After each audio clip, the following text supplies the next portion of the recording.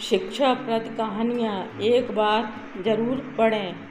जीवन की सीख देती बच्चों की 3 कहानियाँ। बाज की सीख। एक बार एक शिकारी जंगल में शिकार करने के लिए गया। बहुत प्रयास करने के बाद उसने जाल में एक बाज पकड़ लिया। शिकारी जब बाज को लेकर जाने लगा तब रास्ते में बाज ने शिकारी से कहा, तुम मुझे लेकर कहाँ क्यों जा रहे हो? शिकारी बोला, मैं तुम्हें मारकर खाने के लिए ले जा रहा हूँ। बाज ने सोचा कि अब तो मेरी मृत्यु निश्चित है। वह कुछ देर यूं ही शांत रहा और फिर कुछ सोचकर बोला, देखो, मुझे जितना जीवन जीना था मैंने जी लिया और अब मेरा मरना निश्चित है।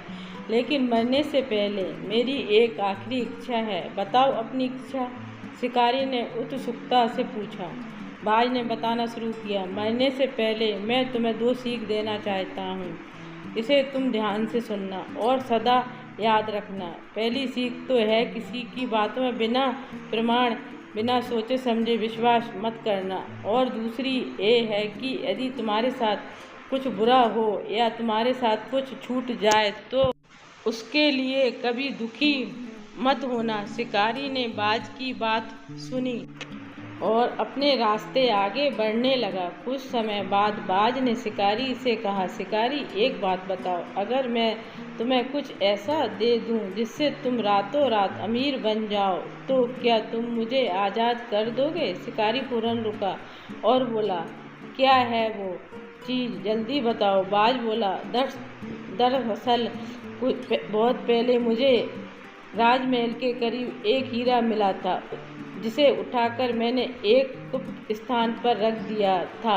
अगर आज मैं मर जाऊंगा तो वह हीरा इससे वैसे ही बेकार चला जाएगा। इसलिए मैंने सोचा कि अगर तुम उसके बदले मुझे छोड़ दो तो मेरी जान भी बच जाएगी और तुम्हारी गरीबी भी हमेशा के लिए मिट जाएगी। है सुनते ही शिकारी ने बिना कुछ सोचे समझे बाज को आज़ाद कर दिया और वो हीरा लाने को कहा। बाज तुरंत उड़कर पेड़ की एक ऊंची शाखा पर जा बैठा और बोला, कुछ देर पहले ही मैंने तुम्हें एक सीख दी थी कि किसी के भी बातों में तुरंत विश्वास मत करना, लेकिन तुमने उस सीख का पालन नहीं किया।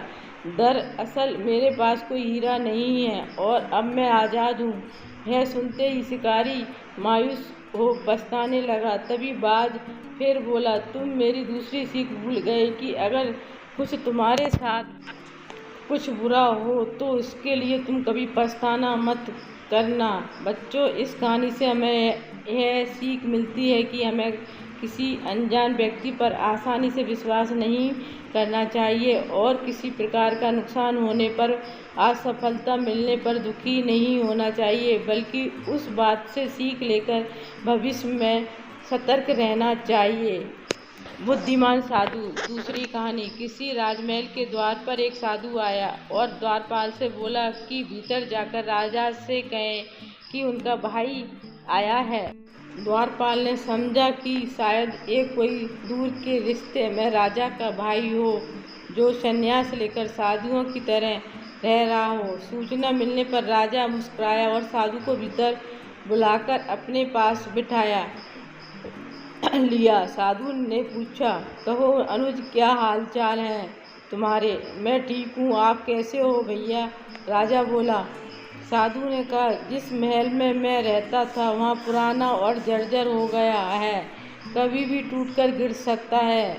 मेरे 32 नौकर थे, वे भी एक एक करके चले गए। 5 रानियाँ भी वृद्ध हो गईं और अब उनमें को काम नहीं होता।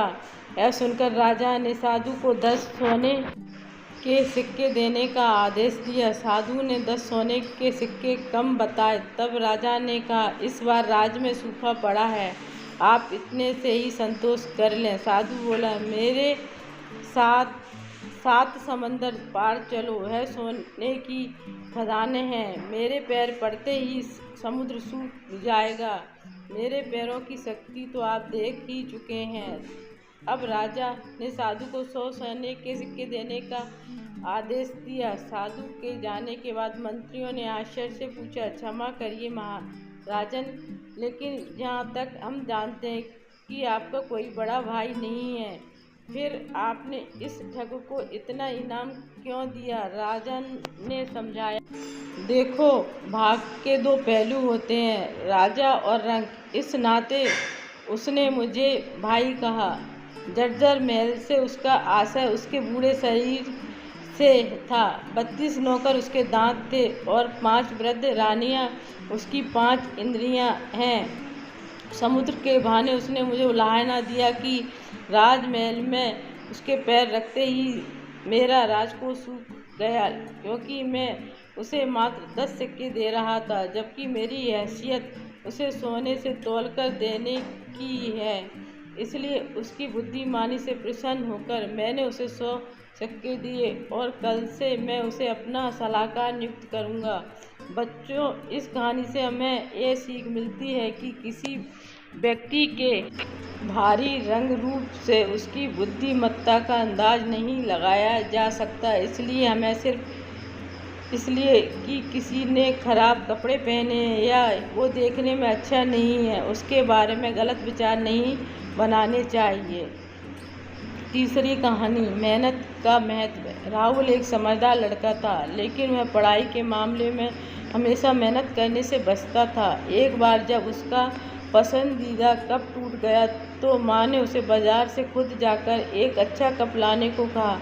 पहली बार राहुल को इस तरह का कोई काम मिला था। वह मन ही मन खुश हो रहा था कि चलो इसी बहाने उसे बाहर जाने को मिलेगा और उतनी देर कोई पढ़ने के लिए नहीं कहेगा। वह पास के बाजार में पहुंचा और इधर उधर कप खोजने लगा। वह जो भी कप उठाता उसमें कोई न कोई कमी होती, कोई कमज़ोर होता तो किसी की डिज़ाइन अच्छी नहीं होती। काफ़ी खोजने पर भी उसे कोई अच्छा कप नहीं दिखाई दिया और वह मायूस लौटने लगा। तभी उसकी नज़र सामने की दुकान में रखे एक लाल रंग के कप पर जा टिकी। उसकी चमक और खूबसूरती राहुल खुश हो गया और झट से दुकानदार से वो कप हाथ में ले देखने लगा। कप वाकई में बहुत अच्छा था। उसकी मजबूती, उसकी चमक, उसकी शानदार डिज़ाइन, हर चीज़ परफेक्ट थी। राहुल ने वो कप खरीद लिया और घर चला गया। रात को भी वह वो कप अपने साथ ले बिस्तर पर लेट गया और देखते ही देखते उसे नींद आ गई। वह गहरी नींद में सो रहा था कि तभी उसे एक आवाज़ सुनाई दी। राहुल, राहुल। राहुल ने देखा कि वो कप उससे बातें कर रहा है। कप, मैं जानता हूँ कि मैं तुम्हें बहुत पसंद हूँ, पर क्या तुम जानते हो कि मैं पहले ऐसा नहीं था? राहुल, नहीं, मुझे नहीं पता। तुम ही बताओ कि पहले तुम कैसे थे? कप, एक समय था जब मैं मामूली लाल मिट्टी का हुआ करता था। फिर एक दिन मेरा मास्टर मुझे अपने साथ ले गया। उसने मुझे ज़मीन पर पटक दिया और मेरे ऊपर पानी डालकर अपने हाथों से कुछ मिलाने लगा। मैं चिल्लाया कि अब बस करो, लेकिन वो कहता रहा, अभी और, अभी और। मैंने बहुत कष्ट सहे। जब वो रुका तो मुझे लगा कि बस अब जो होना था हो गया। अब मैं पहले से काफ़ी अच्छी स्थिति में हूँ। लेकिन एक क्या, उसने मुझे उठाकर एक घूमते हुए चक्कर में फेंक दिया। वह चक्का इतनी तेज़ी से नाच रहा था कि मेरा तो सर ही चकरा गया। मैं चिल्लाता रहा, अब बस, अब बस। लेकिन मास्टर कहता, अभी और, अभी और वो अपने हाथ और डंडे से मुझे आकार देता रहा, अब तक कि मैं कप से सेफ नहीं आ गया। खैर, सच कहूँ तो पहले तो मुझे बुरा लग रहा था, लेकिन अब मैं खुश था कि चलो इतने कष्ट सहे कर भी सही, अब मैं अपने जीवन में कुछ बन गया हूँ। वरना उस लाल मिट्टी के रूप में मेरी कोई वैल्यू नहीं थी। लेकिन मैं गलत था। अभी तो और कष्ट सहने बाकी थे। मास्टर ने मुझे उठाकर आग की भट्टी में डाल दिया गया। मैंने अपने पूरे जीवन कभी इतनी गर्मी नहीं सही। लगा मानो मैं वहीं जल कर भस्म हो जाऊंगा।